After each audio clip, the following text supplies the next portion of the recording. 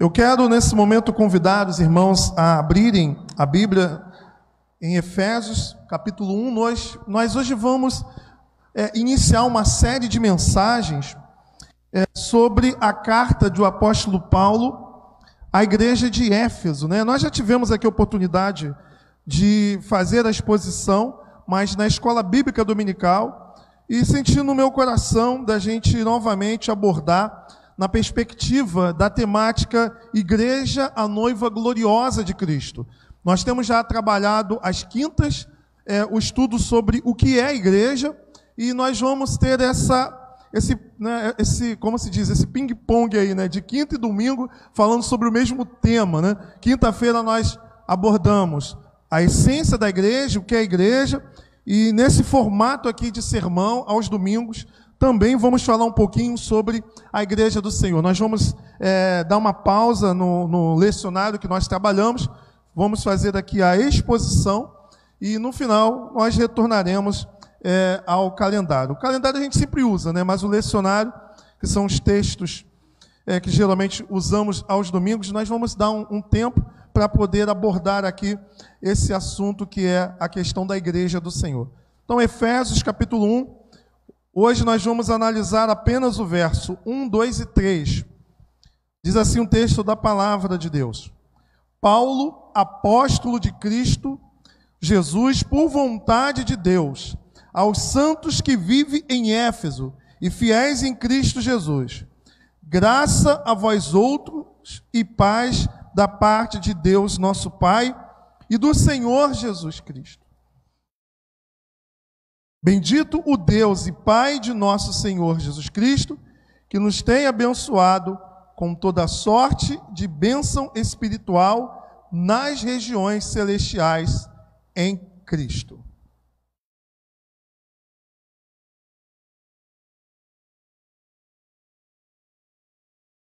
Meus irmãos, esta é uma das epístolas conhecida como epístolas da prisão, juntamente com Colossenses, com Filipenses e Filemão, escrita por Paulo por ocasião à prisão.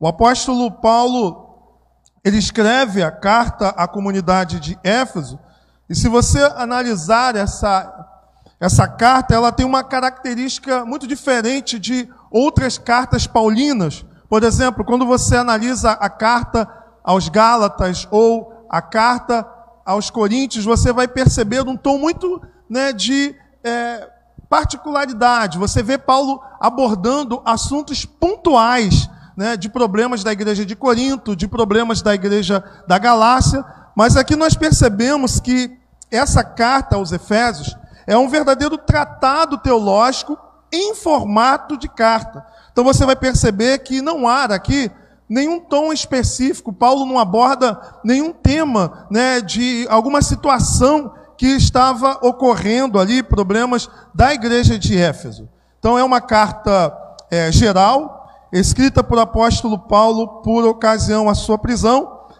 e uma carta destinada às igrejas da Ásia Menor. É importante olhar aqui numa questão que aparece nos documentos mais antigos, e manuscritos mais antigos e manuscritos confiáveis, que nessa expressão aqui, peço que os irmãos mantenham a Bíblia aberta, que diz assim: aos santos que vivem em Éfeso. Alguns manuscritos antigos a palavra Éfeso não aparece. Então, muitos estudiosos acreditam que essa carta ela não foi destinada especificamente à igreja de Éfeso, mas a diversas igrejas da Ásia Menor.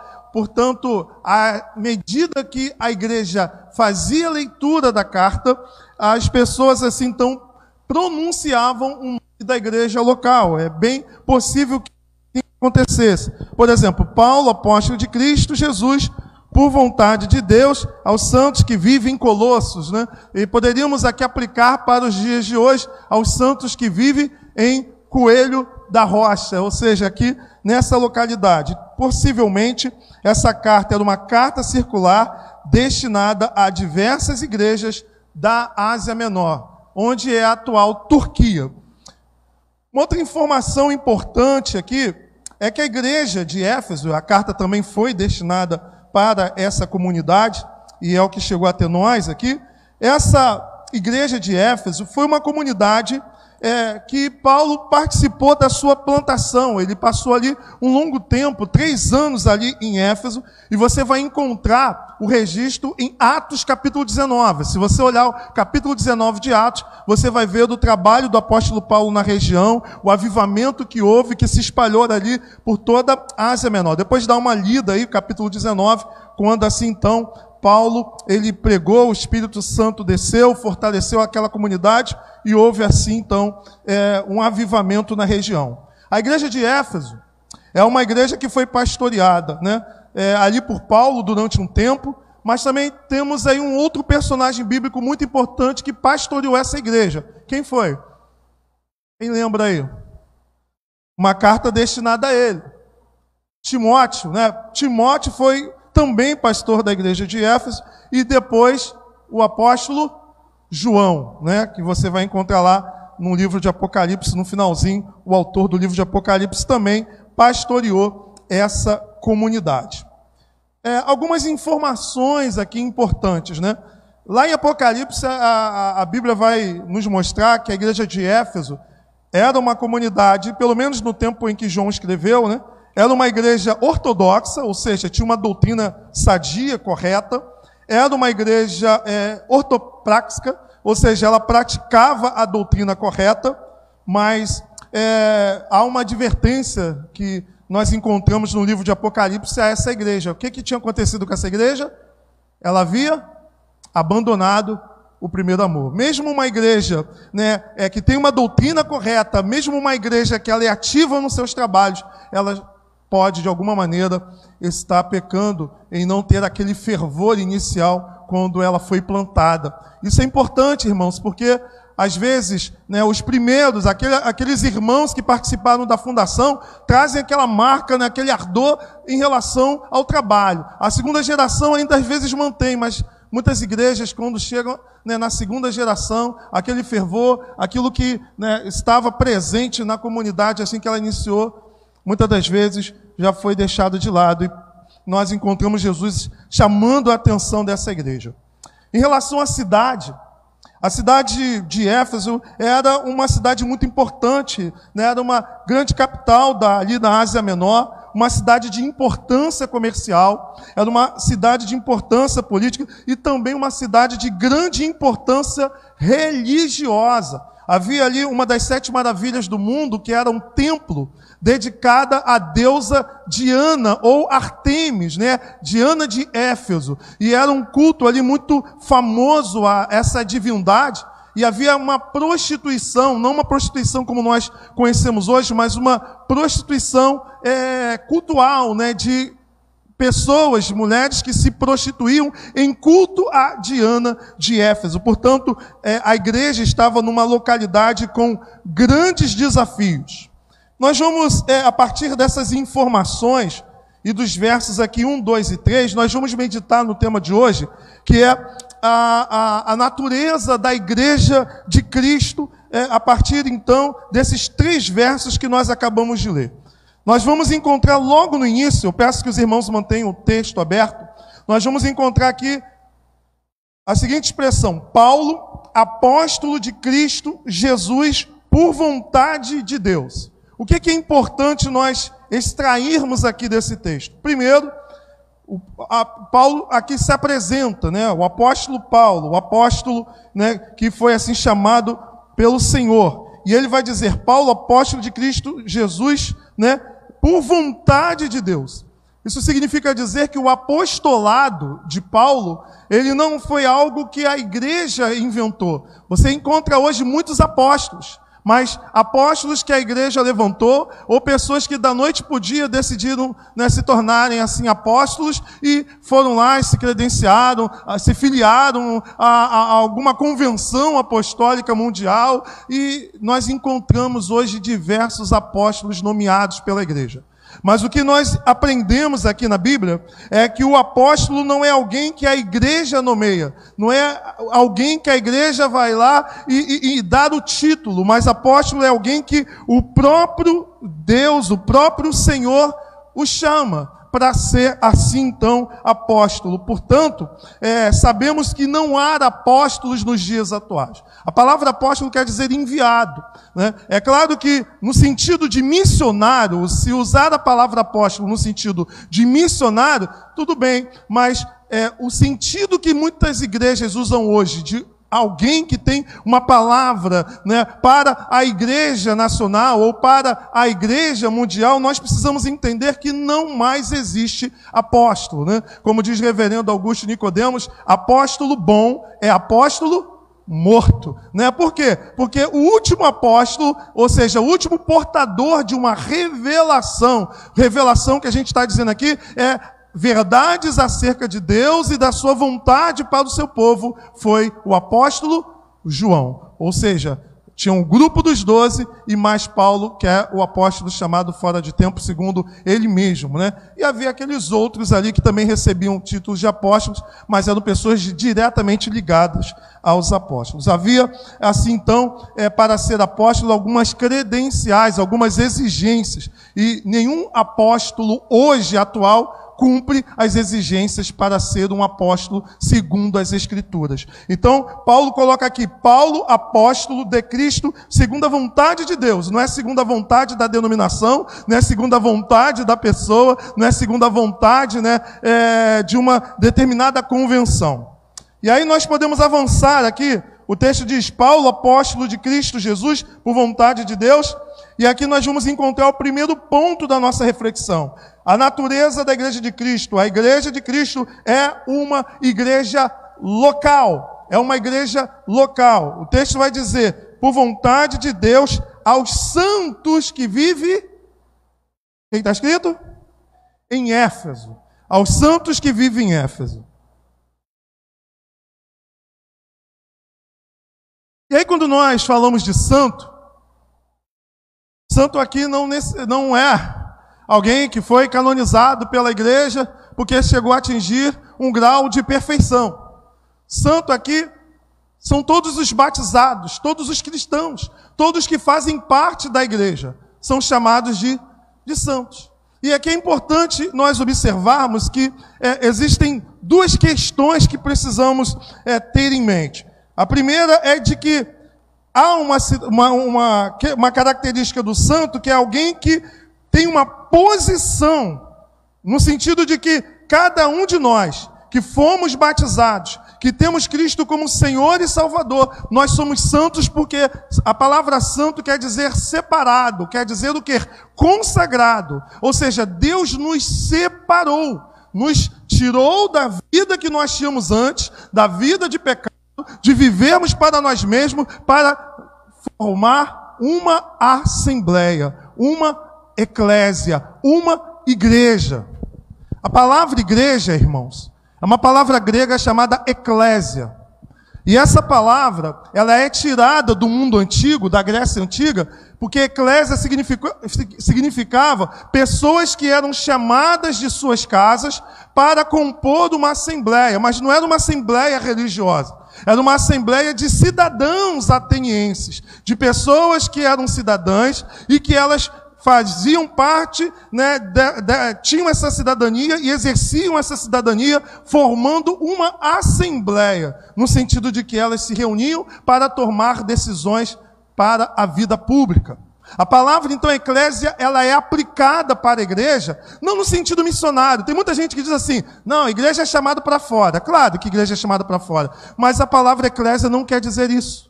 A palavra eclésia quer dizer, a gente está até falando isso hoje na escola bíblica dominical, né? Quer dizer, chamados para fora do pecado, chamados para fora da vida que outrora vivia para compor uma assembleia não ateniense para discutir política, mas uma assembleia de Deus. Tudo bem? Então, o santo, ele é santo porque o Senhor o separou. Porque o Senhor o consagrou, o tirou da vida que vivia antes. Saímos do reino das trevas e agora nós participamos do reino de luz, né? O reino do Senhor. Mas existe um outro aspecto da palavra santo, que é o aspecto processual. Então vamos lá, o primeiro aspecto é o aspecto posicional. O que é posicional? Todos nós somos santos. Por quê? Somos cristãos e somos o quê? Batizados. Mas o aspecto posicional significa que todos nós estamos buscando a santificação. A Bíblia diz que buscai a santificação sem o qual ninguém o quê? Verá o Senhor. Então a santificação ela é processual, no sentido de que há uma graça em nós. E essa graça trabalha em nós nos tornando, ou deveríamos nos tornar, diariamente mais parecido com Jesus. Então o que é ser santo? Ser santo é ser parecido com Cristo. Então a santificação tem a ver com a luta. A santificação tem a ver com nós vencermos o poder do pecado sobre nós. Santificação tem a ver com diariamente nós nos libertarmos das manias, dos vícios da nossa velha natureza para nos tornarmos cada vez mais livres em Deus, livres no Senhor. Portanto, a santificação, ela é posicional, mas ela também é processual, porque nós vamos nos tornando santos. Há um outro aspecto aqui, que é o aspecto da igreja local, aos santos que vivem em Éfeso. Ou seja, a carta, então, ela é destinada a igrejas locais, comunidades que existem dentro de uma determinada região. E se vive dentro de uma determinada região, essa igreja ela tem desafios locais. Foi por isso que eu comecei aqui a mensagem falando de alguns aspectos da cidade de Éfeso. Para quê? Para entender que a igreja ela não é algo etéreo, não é algo só no sentido espiritual. A igreja é uma comunidade local onde o santo ele precisa viver a sua santidade numa comunidade caída e mergulhada em pecado, que tem desafios, que tem necessidades e que a igreja precisa ser relevante. É como Isaías naquela visão que tem uma percepção da santidade de Deus, mas ao mesmo tempo ele confessa o seu pecado e confessa que habita juntamente com um povo também pecador. A igreja é uma comunidade local. Como comunidade local, ela é uma instituição que o próprio Cristo fundou, que o próprio Cristo a edificou, onde pessoas se reúnem para adorar o Senhor, para partir o pão, para ministrar a palavra, para ministrar a disciplina. Então essa ideia que algumas pessoas estão trabalhando hoje, desenvolvendo hoje, de que eu sou igreja sozinho, isso não existe. Se a própria palavra igreja quer dizer assembleia, como uma pessoa pode dizer eu sou igreja? A igreja ela é uma comunidade fundada por Deus, onde o próprio Deus estabelece aqueles que vão pastorear, aqueles que vão liderar a comunidade. E se há liderança presente ali, existe um corpo, ou existem membros que precisam receber aquilo que a liderança tem como missão. Por exemplo, a palavra ela precisa ser ministrada, o batismo precisa ser ministrado. Como uma pessoa dentro de casa, sozinha, vai ser igreja? Ela vai pregar para ela mesma? Ela vai se batizar? Ela vai fazer ceia? Ela mesma vai lá e consagra, parte o pão e come? Percebe que não há lugar para desigrejado. Claro, há lugar. Ele pode vir para cá, ser membro aqui, Coelho da Rocha, Rua da Prata, 553, se estiver assistindo. O que não há lugar é para acreditar que igreja somos nós, no sentido de indivíduos. Igreja é corpo de Cristo, é assembleia que se reúne no determinado lugar em que a palavra é ministrada e que os sacramentos são ministrados e em que também a disciplina é ministrada. A teologia reformada coloca como as marcas da verdadeira igreja: ministração fiel da palavra, administração correta dos sacramentos e disciplina. Eu duvido alguém que se diz igreja, se tiver em pecado, fazendo alguma coisa que está em falta, eu duvido se ele vai se disciplinar. Você já viu alguém se autodisciplinando? Eu vou me autodisciplinar aqui, eu vou... É claro, meus irmãos, que é na comunidade dos santos em que o faltoso em amor precisa ser do quê? Corrigido. E é na comunidade dos santos que o faltoso, o impenitente, ele receberá o quê? A excomunhão. É o que está nas Escrituras. Igreja é uma comunidade local. É uma instituição local com pessoas que foram revestidas de autoridade conforme a própria Bíblia nos revela. Uns pastores, outros diáconos. Existem mestres, pessoas com dom de ensino, é onde o Senhor distribui dons para que um possa edificar o outro. Não são dons para que possamos nos autopromovermos, não são dons para que possamos aparecer, mas são dons para que o outro possa ser abençoado e edificado através da minha vida. Portanto, a igreja, de fato, precisa ser uma comunidade local em que pessoas se reúnem em um determinado lugar para cumprir o chamado de Deus. Ide por todo mundo, pregai o evangelho, batizando, ensinando. Quem é que vai fazer isso? É o governo que vai fazer isso? É o exército que vai fazer isso? São as forças armadas? São as ONGs sociais? Quem que tem autoridade para pregar, para batizar? É a igreja. É a igreja. Portanto, a igreja é o corpo de Cristo local. Mas há um segundo ponto que a gente precisa observar. O texto avança aos santos que vivem em Éfeso e fiéis em Cristo Jesus, ou seja, aqueles que confessam Cristo como Senhor e que vivem de acordo com os seus mandamentos. Aí o verso 2 vai dizer: graça a vós outros e paz da parte de Deus nosso Pai e do Senhor Jesus Cristo. Graça, meu irmão, porque tudo que acontece na vida de cada um de nós é favor e merecido, é graça. Tudo começa da graça. A graça é a causa de todas as bênçãos. Fernandes vai colocar isso: a graça é a causa e a paz é a consequência. William Barclay ele vai colocar que a palavra paz, no grego a palavra eirene, ela é uma palavra extremamente positiva. Ela é uma palavra que não dá abertura para um aspecto negativo. Paz aqui não significa ausência de perturbação, não significa ausência de luta, não significa aqui ausência de dificuldades e de problemas. A paz aqui, ela tem a ver exatamente com aquela questão da nossa experiência com Deus, a qual em Cristo Jesus nós primeiramente temos uma relação objetiva com Deus, ou seja, outrora eu era inimigo de Deus, agora eu sou, por causa da obra de Cristo, o quê? Reconciliado. Se outrora eu estava em guerra com Deus, por causa da obra de Cristo, eu tenho o quê com Deus? Paz com Ele. Mas também nós podemos encontrar na expressão paz algo subjetivo, algo interior, aquela certeza, aquela segurança, aquilo que o homem que não tem Cristo não tem. Aquela segurança de que muitas das vezes nós estamos em plena pandemia, nós estamos passando por lutas, nós estamos passando por problemas, nós estamos passando por dificuldades, mas nós podemos dizer: eu sei bem em quem tenho crido. Aquela paz que não é o dinheiro que traz, aquela paz que não é a estabilidade que traz, porque nós sabemos que muitas pessoas, a despeito dos bens materiais alcançados, a despeito de muitas coisas que os homens invejam, não têm paz no coração. Não consegue colocar a cabeça no travesseiro e dormir em paz.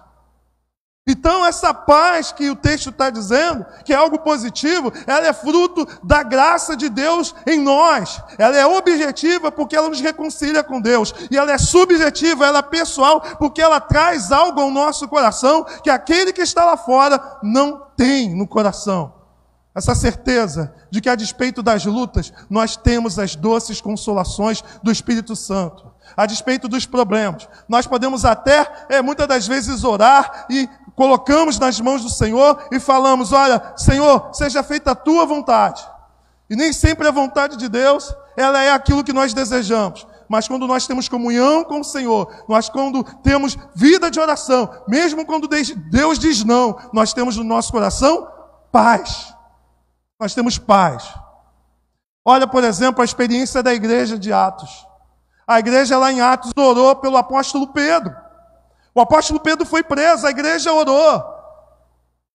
E nós vemos o Senhor de forma sobrenatural livrando o apóstolo Pedro. E olha que não tem muito a ver com, talvez, com muita fé da igreja, não. Porque se você olhar o texto bíblico, o apóstolo Pedro foi solto, ele foi lá no local onde a igreja estava reunida, bateu na porta e nunca acreditaram que era ele. Ou seja, a igreja orou, ela mesmo não acreditou no que estava vendo. Mas existe também, irmãos, quando a igreja ora, e eu cito aqui Tiago, a igreja orou, mas aprove o Senhor levar Tiago, sendo ele decapitado, encerrou seu ministério. Foi mais oração, menos oração? Não, foi vontade do Senhor, mas em tudo, a paz do Senhor, ela está presente no coração da sua igreja. Quantas orações, principalmente quem participa das reuniões de orações, nós ouvimos notícias, fulano ficou curado, fulano saiu, do hospital, fulano não está mais internado, mas também muitas vezes ouvimos, fulano morreu. E em tudo nós pedimos que o Senhor nos dê o quê? Paz. E aí nós olhamos então para o segundo ponto, que está no verso 3. O verso 3 vai dizer: bendito Deus e Pai de nosso Senhor Jesus Cristo, que nos tem abençoado com toda sorte de bênção espiritual nas regiões celestiais em Cristo. Aqui é uma verdade de que a igreja, ao mesmo tempo que ela é uma igreja local, é uma igreja física, onde pessoas se reúnem, a igreja também ela é universal. Ela é católica. A palavra católica quer dizer universal. E aqui há vários aspectos que podem ser explorados. Ela é universal porque ela não é uma igreja do Brasil. Ela não é uma igreja brasileira, ela não é uma igreja da Inglaterra, ela não é a igreja de Genebra, ela não é a igreja da Alemanha. Ela é a igreja do Senhor, que não tem nacionalidade. O apóstolo João, quando ele olha para o céu, ele vê uma multidão incontável de povos, de pessoas de todos os povos, raças, tribos e nações. É nesse sentido que a igreja ela é católica, porque ela é uma igreja onde está presente na China, nos Estados Unidos, no Japão, em qualquer lugar do mundo onde a pessoa invoca o nome do Senhor, ela faz parte dessa igreja e nós temos comunhão com eles. Então nós precisamos ter uma visão que vai para além da nossa igreja local. Nós estamos aqui em Coelho da Rocha, somos igreja presbiteriana, temos a nossa identidade, mas nós precisamos entender que a identidade maior que nós temos é pertencer à igreja do Senhor. E nesse sentido, as nossas diferenças elas são reais, elas existem, mas o que nos une como igreja é muito maior do que as diferenças que existem entre as denominações. Cristo não vem buscar batista, Cristo não vem buscar assembleia, Cristo não vem buscar presbiterianos, Cristo não vem buscar igreja católica, Ele vem buscar um povo, uma igreja que reside dentro da igreja. Percebe? Há uma igreja dentro da igreja. Há um povo eleito que está presente em todas as denominações. A igreja ela é católica no sentido de que ela é a assembleia dos santos que fazem pessoas que de todas as tribos, raças, povos e nações que receberam Cristo como Senhor e Salvador, foram lavadas no sangue do Cordeiro, foram regeneradas, pessoas que fazem parte do povo eleito de Deus.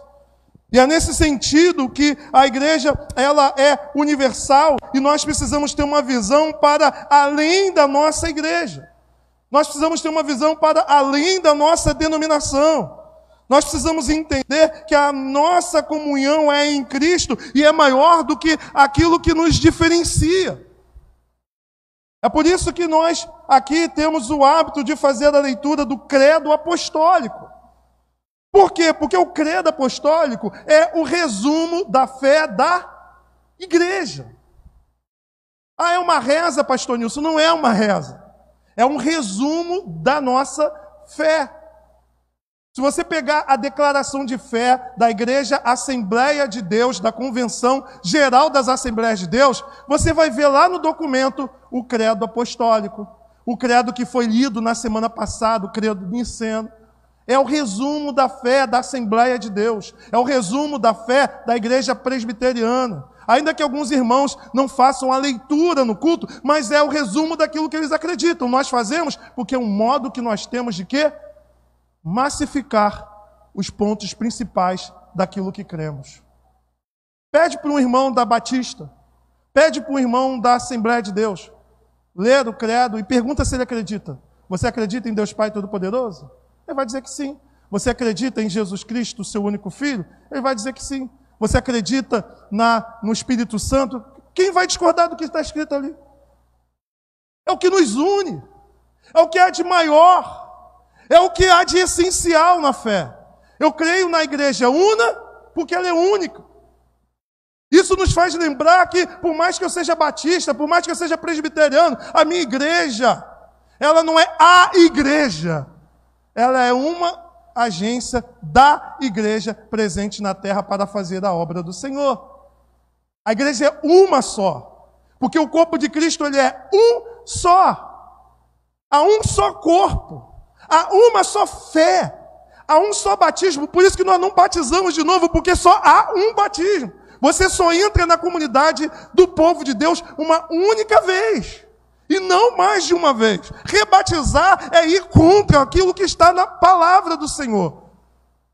Há uma só fé, um só batismo, há um só Senhor.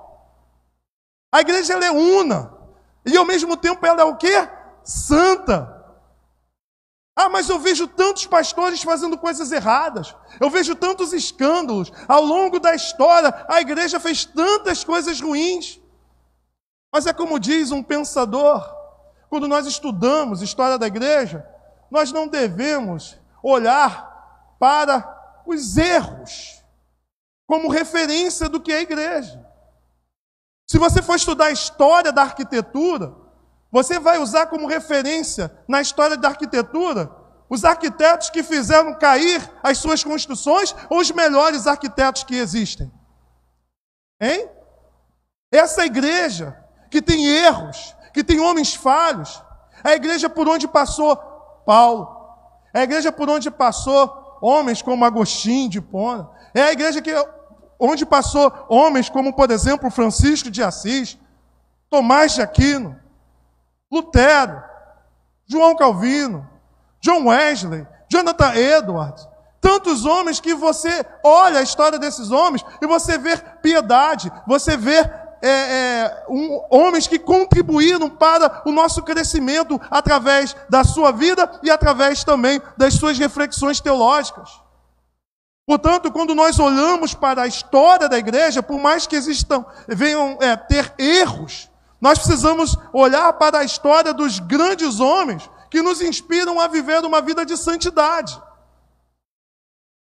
Quando você olhar para a história da igreja presbiteriana local de Coelho da Rocha, não é para as referências negativas, mas é para as boas referências que nos chamam a atenção do que é ser de igreja, de como ser. Os erros, a gente aprende com eles, a gente aprende a não cometê-los.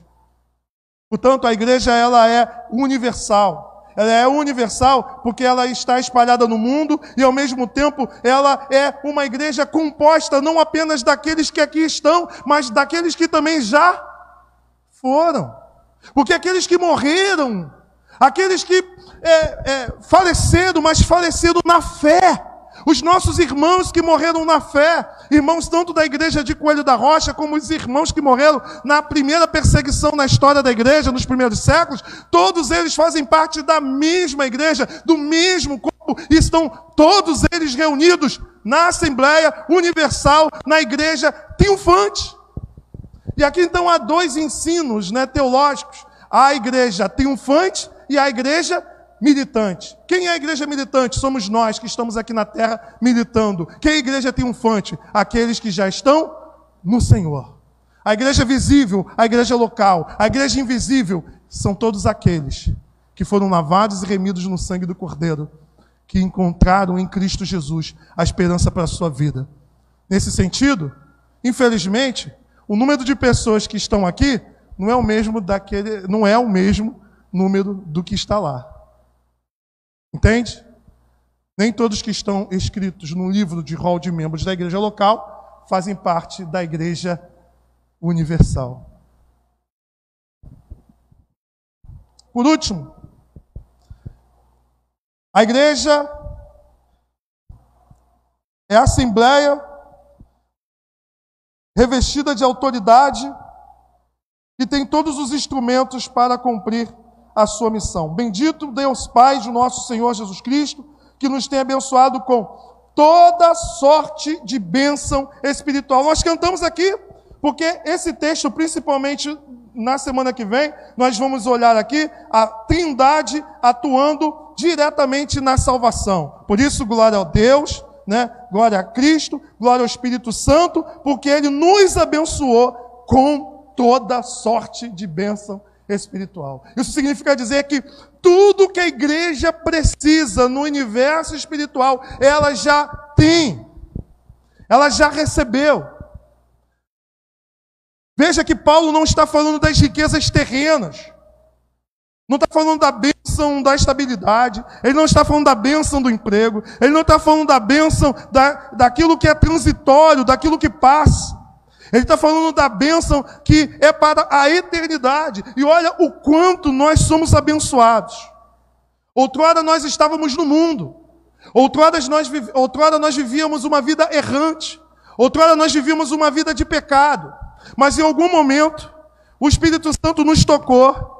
E ao nos tocar, nós passamos a entender o Evangelho. E ao entender o Evangelho, Deus colocou no nosso coração arrependimento. O que é arrependimento? É você sentir dor da sua vida errante, dos seus pecados, tudo aquilo que não agrada a Deus passou a doer em seu coração. Você sentiu vergonha das coisas que você fez no passado, das coisas erradas. Mas não apenas isso, porque se você ficasse só no arrependimento, você ficaria sem solução. Deus não apenas te deu arrependimento, mas Ele também te deu o quê? Fé. Ou seja, você se arrependeu dos seus pecados. E você colocou a sua fé em Cristo. Você correu para Jesus, porque você entendeu que você precisa de salvação. Que se você morrer nessa vida sem Cristo, você vai passar a sua eternidade no inferno. Você entendeu que mais importante de tudo nessa vida não é casamento, não é família, não é estabilidade. Todas essas coisas são importantes, mas o que é de mais importante que ficará para a eternidade é ter a salvação. Portanto, isso só pode ser entendido se o Espírito Santo lhe tocar. E se o Espírito Santo lhe tocou, você se arrependeu, você colocou fé. Arrependimento mais fé é igual a conversão. Você se converteu.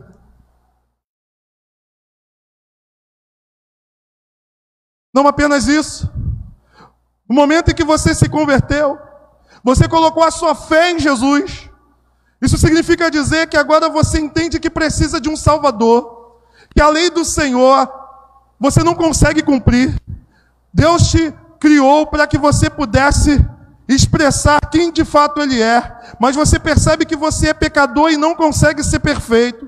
E aí então você colocou a sua fé em Jesus, porque Cristo foi perfeito, Ele cumpriu a lei em seu lugar. E aí então, ao confiar em Jesus, ao depositar a sua fé em Jesus, ao você colocar toda a sua esperança em Jesus, você foi justificado.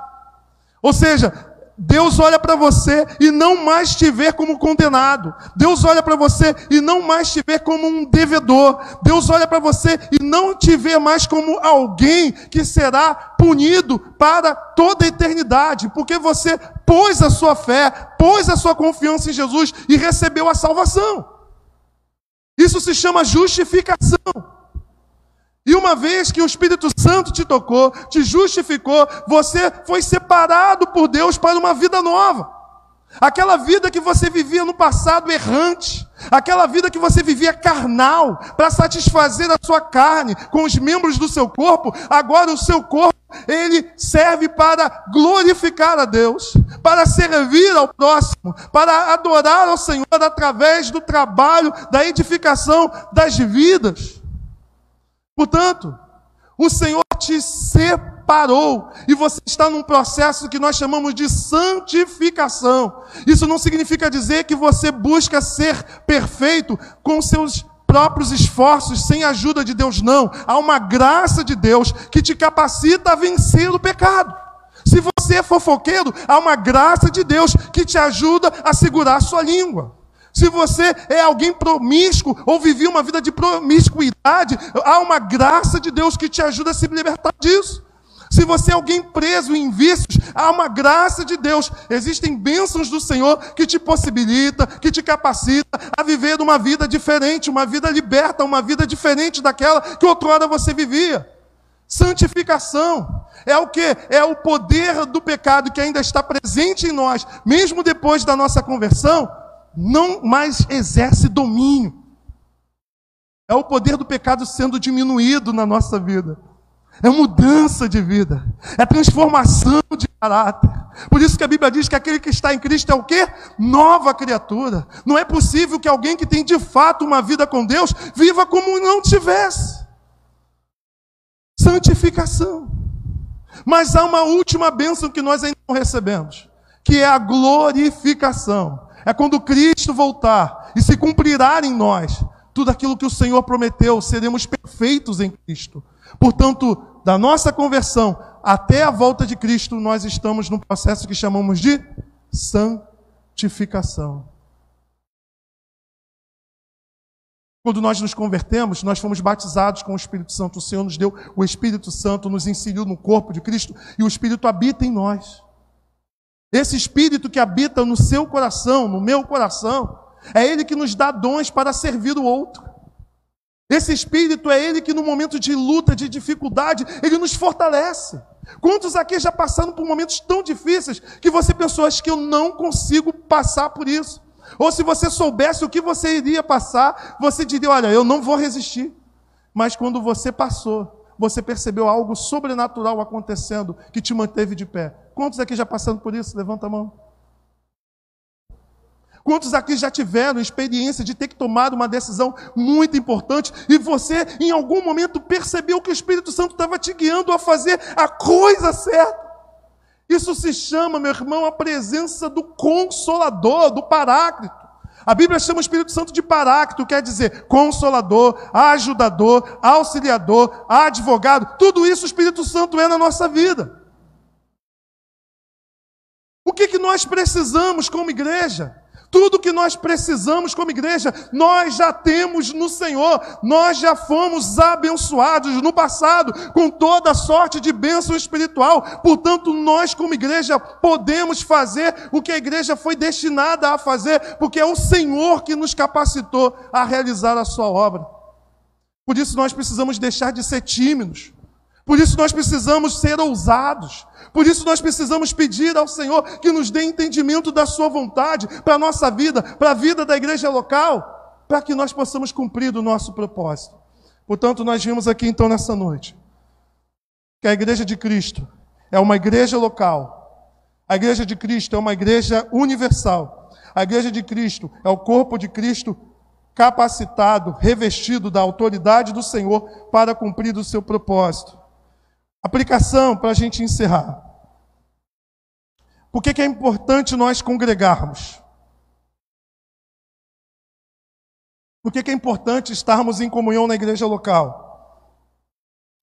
Porque é na igreja que nós temos os meios de graça. Quais são os meios de graça? Oração, palavra, sacramentos. Portanto, na igreja nós estamos em comunhão.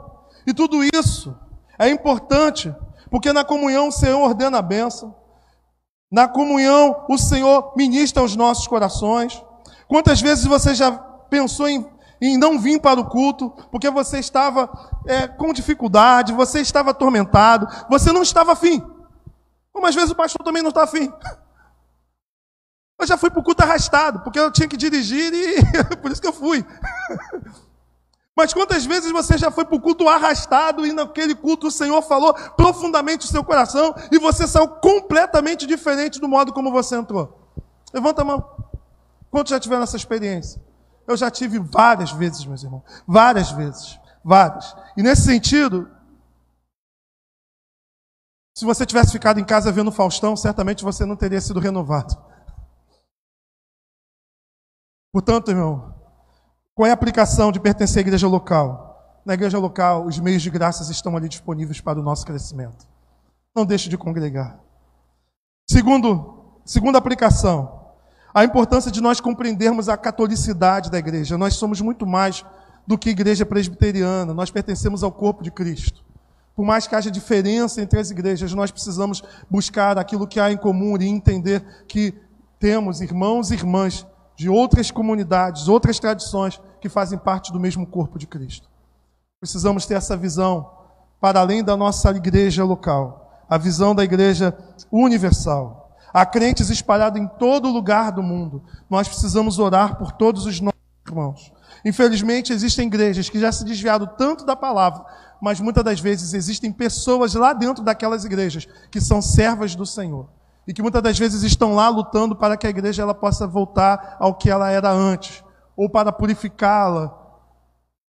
E algumas pessoas às vezes cansam de lutar e acabam abandonando e vão para uma outra comunidade onde a palavra é ministrada com fidelidade. Mas o que é importante a gente entender é que Deus não é presbiteriano, Deus não é batista, Deus não é católico, Deus não é assembleano.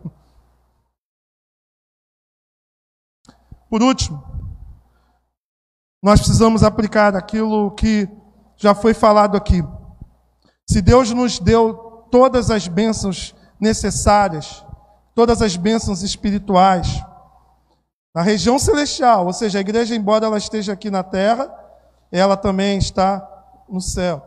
Se nós já fomos abençoados, nós podemos cumprir o nosso propósito aonde nós estamos, porque é o Senhor que nos dará, é o Senhor que certificará, é o Senhor que respaldará os nossos atos.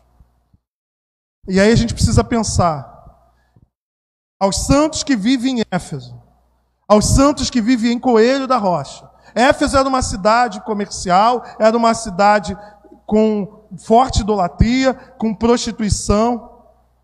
Mas aqui, Coelho da Rocha tem desafios. Vocês que moram aqui sabem quais são os desafios desse bairro. Sabe o que de fato é mais gritante, que mais te incomoda nesse bairro? O que existe aqui nesse bairro que te incomoda, que você tem uma percepção de que não pode continuar do jeito que está? O que a gente pode fazer para melhorar? O que a igreja ela pode fazer? Como que a igreja pode ser relevante para essas crianças que vivem o dia todo na rua sem fazer nada, perdendo a sua dignidade, cidadania, seus direitos? O que a igreja pode fazer de relevante por elas? Como nós podemos fazer dessa estrutura física, que não é a igreja somos nós, mas a estrutura é um espaço que nos abençoa, de que modo a gente pode melhor contribuir para tirar a ociosidade dessas crianças? De que modo nós podemos atender a população mais carente da onde nós nos encontramos? De que modo você pode ser relevante? Essa igreja possa ser relevante. Se essa igreja sair daqui, desaparecer, todo mundo, será que alguém vai sentir falta dela? Será que o vizinho vai sentir falta? Se você sumir de onde você mora, você vai fazer falta? Se você sumir de onde você trabalha, você vai fazer falta? Isso significa entender que os santos, que são abençoados nas regiões celestiais, foram chamados para viver aonde? Na terra. Aos santos que vivem em Éfeso, aos santos que vivem em Coelho da Rocha. Coelho da Rocha, como todos os lugares, possuem desafios. E a igreja foi plantada aqui para poder, de alguma maneira, contribuir para a edificação desse povo. Já estamos melhorando em muitos aspectos. Existem projetos aqui em andamentos. Eu acredito que vai produzir muitos frutos. Mas podemos avançar. Podemos ir para além. Porque aquele que nos chamou e nos colocou aqui já nos capacitou. Podemos ser uma igreja que não tem poder financeiro. Podemos ser uma igreja pequena, frágil, limitada. Mas o que há de principal nós já temos. É importante que haja igrejas, megas igrejas. É importante. Porque essas megas igrejas são muitas vezes elas que vão financiar a plantação de outras igrejas, o trabalho missionário, congressos que vão abençoar líderes. Mas e as pequenas igrejas? Não é porque nós temos pouco recurso que nós vamos fazer como aquela pessoa na parábola do talento. Nós vamos fazer o quê? Enterrar. Não, meu irmão. Não. Tem uma das igrejas do Apocalipse que ela é apontada como sendo pobre, mas ela era rica. E há uma outra igreja em Apocalipse que era rica financeiramente, mas o Senhor fala que ela era pobre. Somos pobres financeiramente, mas somos ricos porque a graça do Senhor já nos alcançou e nos deu tudo que nós precisamos para cumprir o nosso propósito. Amém?